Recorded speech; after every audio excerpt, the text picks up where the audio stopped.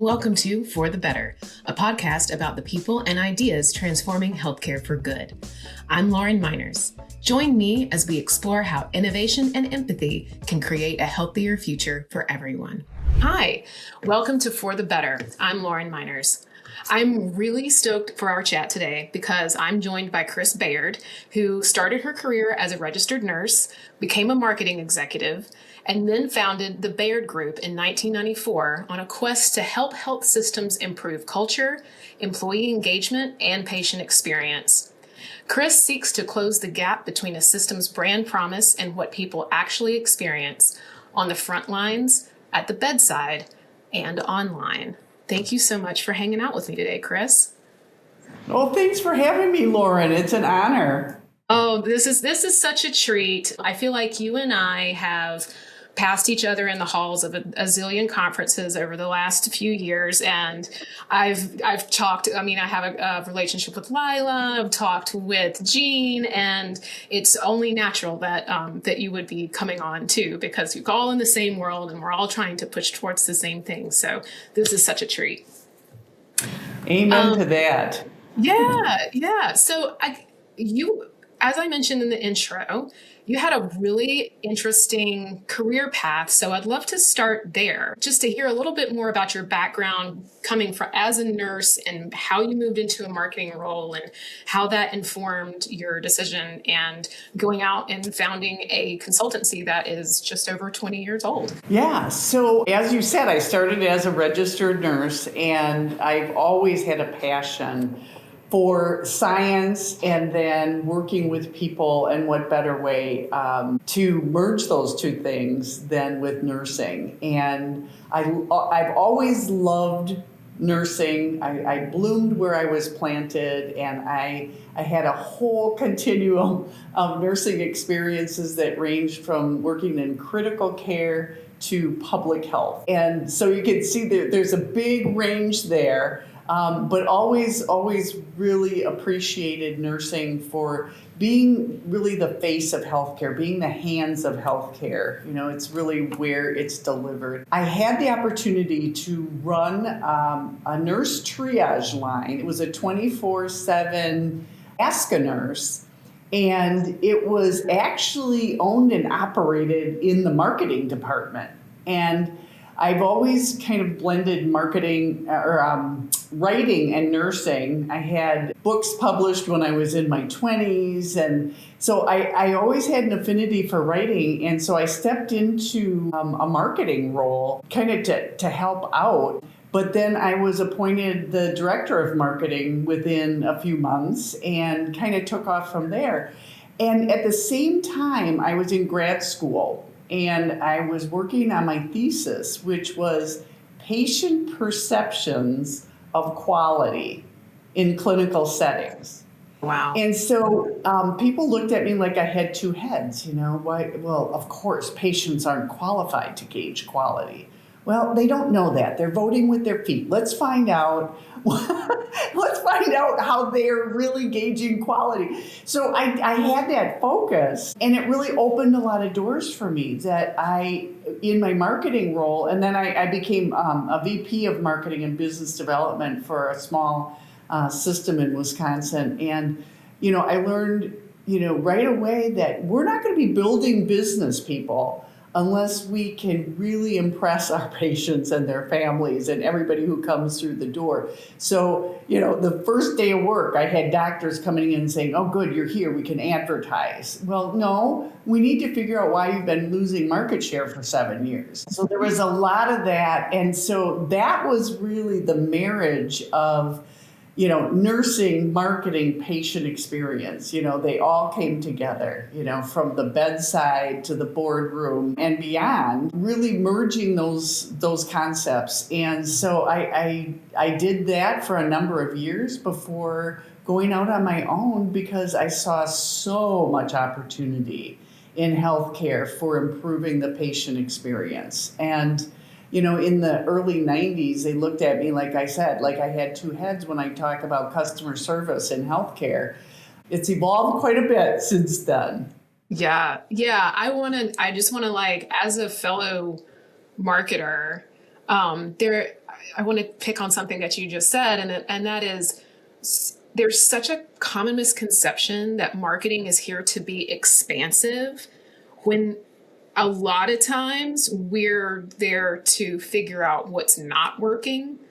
And to start with, like, let's clean up the house first before we re-landscape. Before we invite company. Right. Exactly. Right? Let's clean the house before we invite a bunch of people over, right? Yes. It's I love the thought that people look at marketers as these,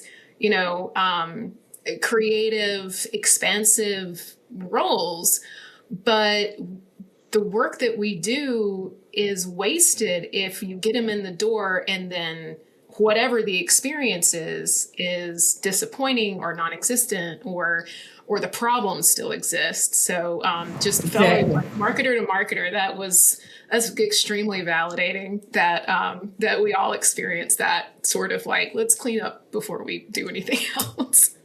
Well, and that's such a good point. And I had to do a lot of internal education because the concept was that marketing is advertising. Well, there's that might be part of it, but remember, we're looking at first and foremost the voice of the consumer, right? We've got to listen to the voice of the consumer and really deliver what they're asking for. And then we can be the expansive component, right? Yep. Yeah, exactly that. Thank you so much for voicing that. So this is a good segue. So in your current work, after, and first of all, can I say, like, a 20-year-old consulting agency is nothing to like sniff at. That's impressive. I didn't realize that until you sent me your bio and everything, because it seems like something people just like, like, oh, we've been doing this for, like, no, you are truly the preeminent culture consultant in healthcare. But in your current work, so you're focused on patient experience across the entire journey, correct? And then also like experience of employees and other stakeholders, correct? Yes. So it's really the human experience, right? So when we look at, we can't carve out patient experience away from the human experience, right? Because happy employees, engaged employees are going to deliver better patient care, right? And same with your providers. So you've got to look at it more holistically. What is the culture like, right? I started this business, after one of my books was published, and people were saying, oh, could you come in and do that for our hospital? And, oh, of course I can. Here's the formula. And then I started to realize, oh, wait, if you're not willing to work on this culture from the top down, the bottom up, and side to side, it's not going to stick. So we don't have any pixie dust. We're not, able to wave a magic wand. And so I really had to reconfigure the way I offered consulting so that it was much more focused on the culture and leadership first and foremost. Then we can start getting in on the tactics. Yeah. That makes total sense. And so you've worked with, I think you said, like, hundreds of systems at this point in your career. What are some things that continuously either do or don't surprise you when you get patient feedback or culture feedback, like the things that you've heard a zillion times that's shocking to someone who's been, like, living it? Oh, how much time have we got? The thing that honestly hits my heart constantly is we're talking a lot about human-centered care, person-centered care. Treat each person as an individual. We're not delivering yet. We're just not getting there. And I think about something as simple as the waiting experience. I had just written a post the other day about my husband being at an appointment, and he sat, and after half an hour, he got up. He was the first appointment of the morning. This is 7:30 in the morning. And he went up and said, what's happening? They said, yeah, we'll get you in a minute. And then they moved him to an exam room and left him there. And he could hear staff out there giggling and having fun, and no providers are, within eyesight, right? So he went out again and checked. And this went on, and he was there for over an hour. And he's texting me, and I said, you need to leave. And, and just let them know you'll be back when they have time for you. And that's what he did. And so when I look at something like that, and I think we haven't learned yet to really focus on the patient and to say, come out and say, the providers are tied up in an emergency. They've been tied, we've had a delay. Would you like to reschedule? No, there was no information. So now you have a very dissatisfied person who gets up and walks out. Now, service recovery. If that were your organization and you saw a loyal patient get up and leave after an hour, what would you do next? You'd probably call them and say, I'm very sorry that this happened. Let's reschedule. Nobody called, nobody reached out. He had to reach out again and say, we need to reschedule. So there's things like that don't cost a dime for an organization.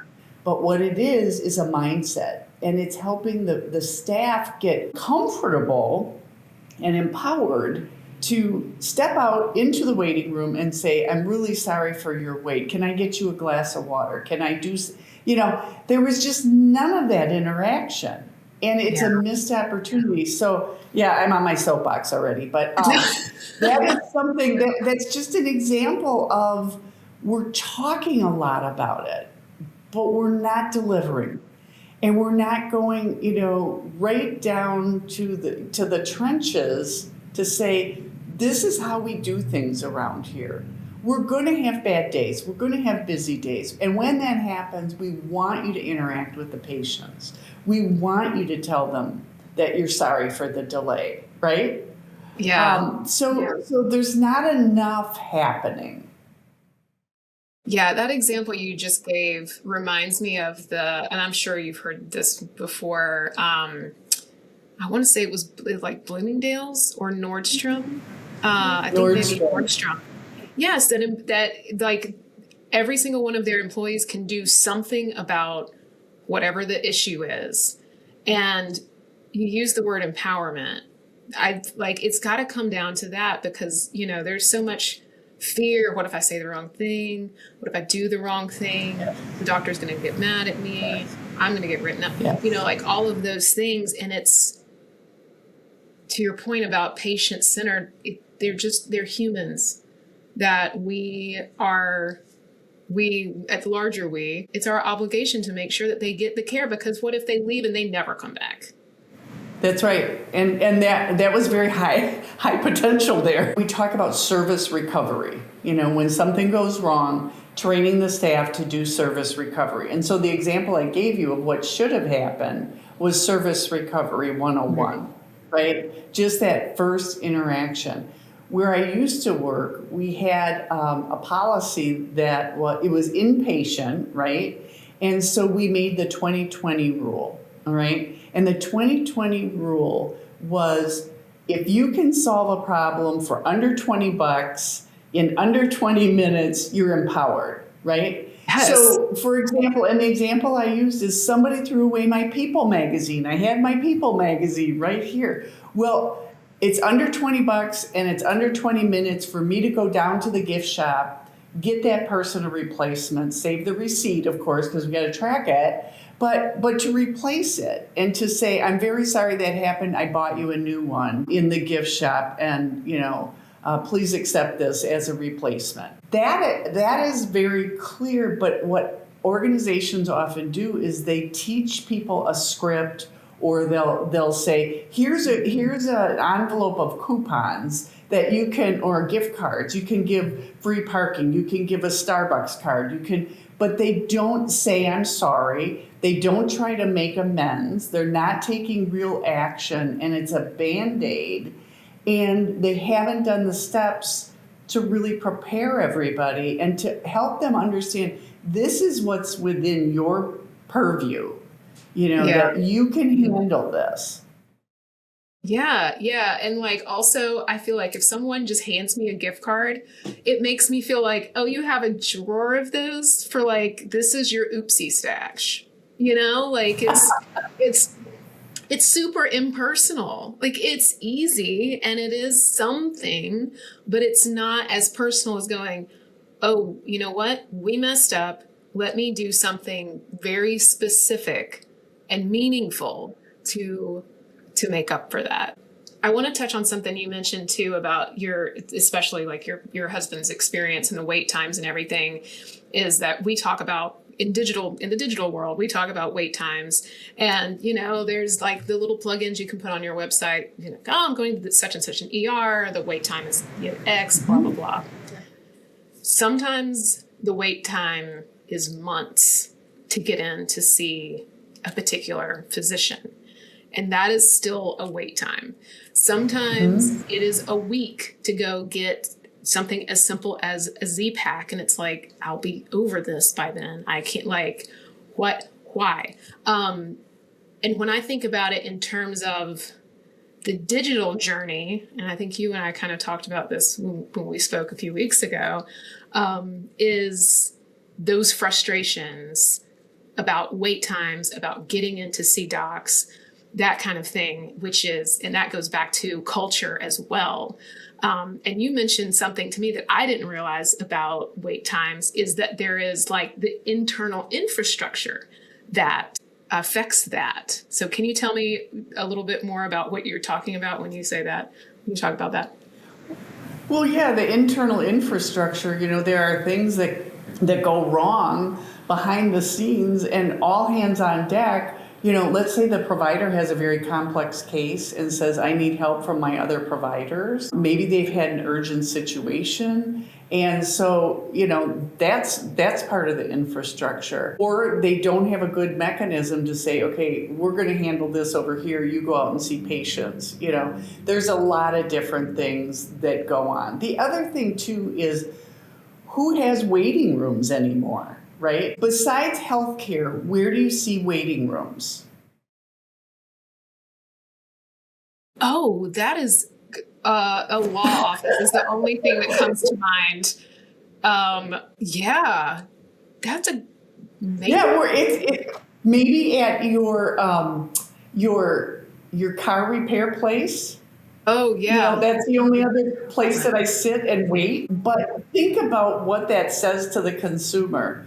We have these big rooms there, they have the amenities and all this because we expect you to wait, right? And so one of the best practices is, yes, you have waiting rooms in case you do have people waiting. However, best practice nowadays is, you get the person right to their room, right? Sometimes you don't even need an MA to room the patient. You just say, go ahead and you're in 311, right? Or you're in A2, hallway A, hallway B, hallway C, and the patient rooms themselves, right? And so that's a little bit empowering. Are they free from wait time? No, but at least they've made that first move, right?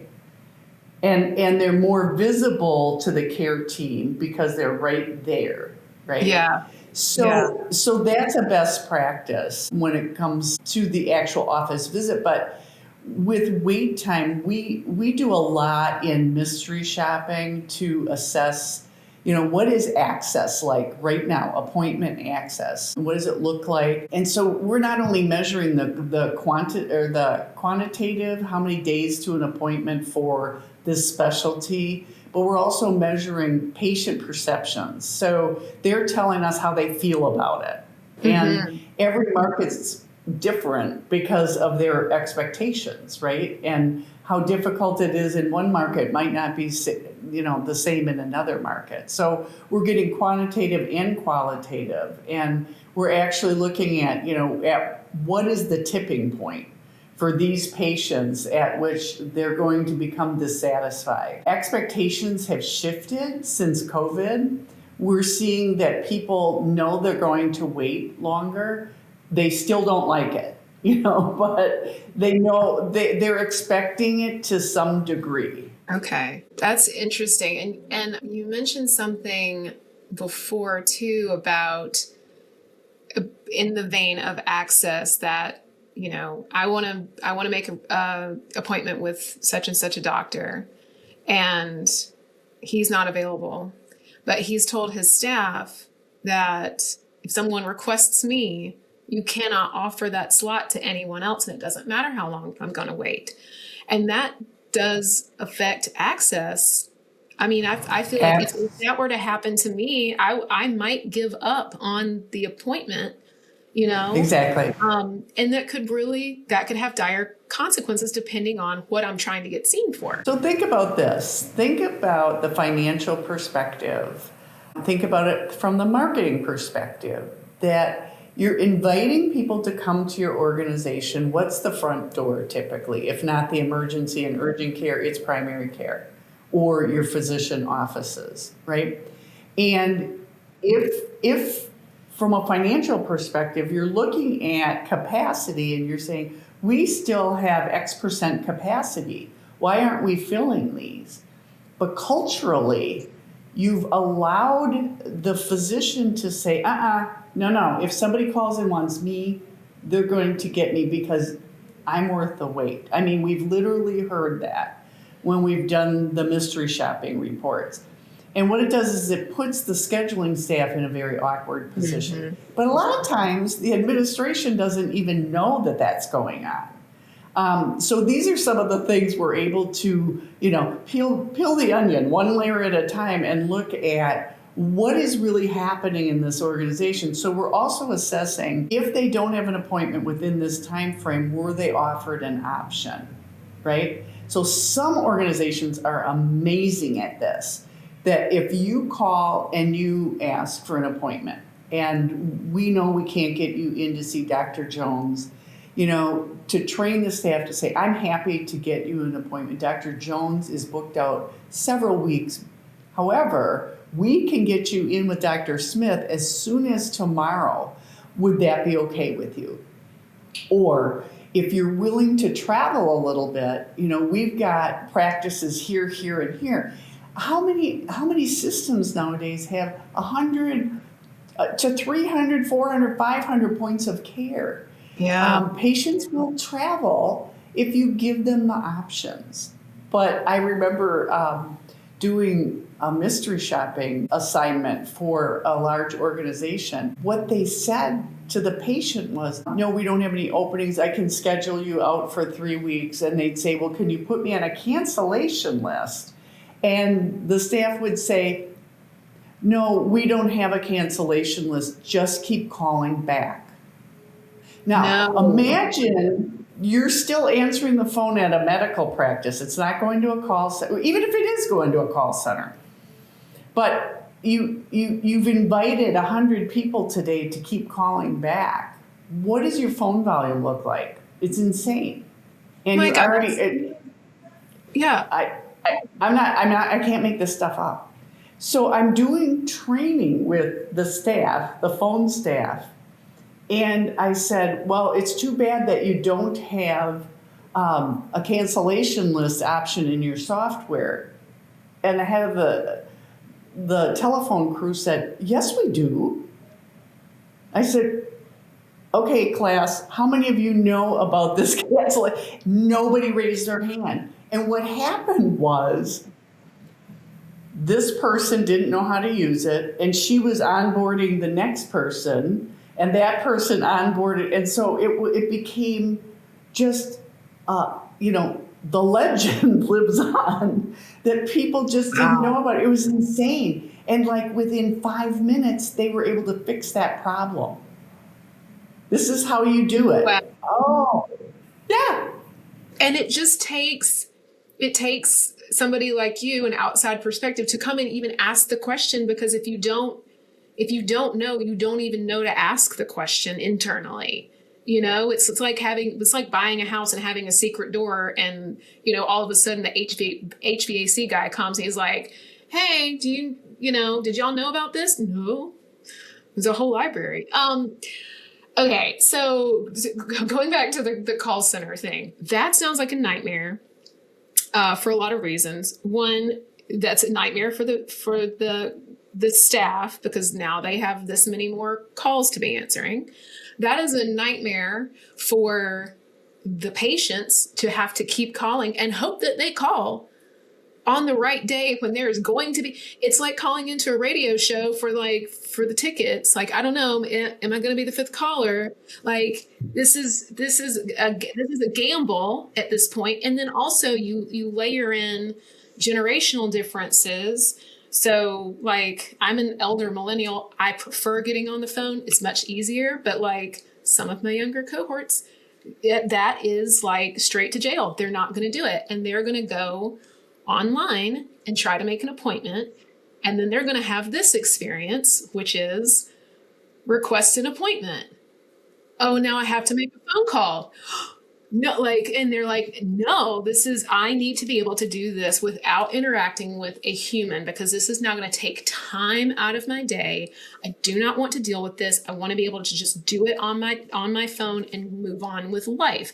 So like, speak a little bit more about like that sort of thing. If you've untangled those types of scenarios. Absolutely. So in a lot of cases, people want us to, really assess what are the steps that a patient takes to get in the door, right? And sometimes it's the phone call and sometimes it's that online, So we'll ask them to go online and schedule an appointment and then document, facts and feelings. It took me X number of minutes to get to the screen that I needed, and then they'll document. And then they didn't really have an appointment. It was request an appointment. People get really irritated by that. They feel like it's a bait and switch, right? And especially if the organization says, we have online scheduling. No, you don't. You have online requests. And so somebody has to jump through how many hoops to get there. So in today's world, you should be able to do online scheduling. I know that there's still some pushback. We run into it as we're doing other type of research, focus groups with doctors and things. There are reasons why some specialties don't really like it. And I get that, but there are better ways we can help the patient. 1,000%. And also, like, if your system's value prop has anything to do with ease of access and accessibility and that sort of thing, I mean, simply asking somebody to make a phone call could be a barrier aside from, I just don't feel like doing it, or this is an extra step, right? So when we speak about increasing access, putting that extra barrier of, oh, you might get an appointment.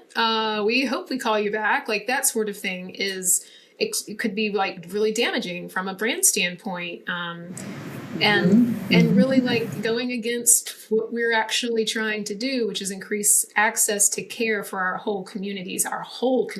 And think about brand promise. Think how many people are going to say, we are fully patient-centered, except for when we're busy. Nobody's going to put that disclaimer on their billboard, right? They're not. Yeah. And so if you are going to really, truly live your brand promise, you have to test it at every touch point, right? Every touch point on the continuum, from that very first call or online interaction to the bill and beyond, Yes. So I think there's a lot of good intention out there. I don't know anybody working in healthcare that wakes up in the morning and says, I think I'm going to go out there and tick some people off today. I think there's always good intentions, but where intention meets impact, that's where you have to take action. Sometimes it's behavioral, sometimes it's process, right? Mm-hmm. Sometimes it's people, Mm-hmm. So it could be people, process, or equipment, you name it, but all those things come into play when you're talking about crafting the ideal patient experience.